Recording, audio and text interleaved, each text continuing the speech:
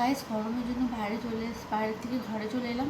ফ্যানে বাতাসে বসেছি, কি গরম করছে রান্নাঘরটা। আর এবার মাছ ভাজা হয়েছে, বড়ো রান্নাঘরটা ধোঁয়ায় ভরে গেছে।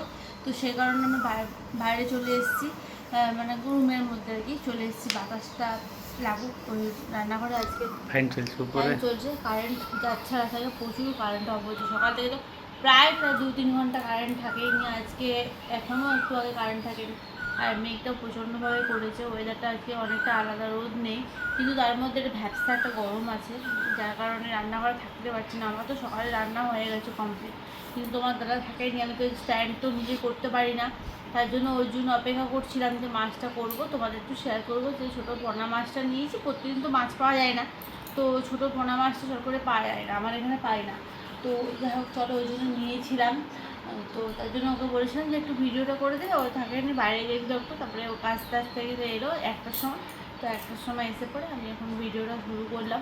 তো রান্নাঘরে এত পরিমাণ গরম, আর ওইদিকে কপারটা খোলা যাচ্ছে না, প্রচুর মানে ওইদিকে লোকজন পেরাপুরি হয়। তো তার জন্য আমার ওইদিকে কপার মানে জানলাটা খুলতে পারি না। তো যা ভিডিও করলে তো সবাই দেখতে থাকে, তার জন্য। তো ওই জন্য আমরা মানে জানলাটা দিয়ে রাখি, যখন রান্না হয়ে যায় তখন খুলে দিই, মানে রান্নাঘরে গ্যাসটা বেরোনোর জন্য। তো চলো, এখন তো রান্নাঘরে যাবো আরও। আর মশলাটা অল্প ভাজা হয়েছে, মাছটা ভাজা হয়ে গেছে, শুধুমাত্র ঝোলটা একটু পাতলা করে করবো। আর আলু করা আছে, তো আলু দিয়ে পাতলা পাতলা করে একটু মাছের ঝোল করবো, মানে পোনা মাছের ঝোল। আর করেছি ওই যে পুঁই কুমড়ো দিয়ে বড়ি দিয়ে একটা তরকারি, বাস আর কিছু না। আর তোমার দাদা একটু আগে আইসক্রিম একটু খেয়েছিলাম, আর গরম করছিল।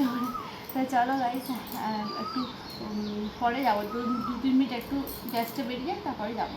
তো চলো।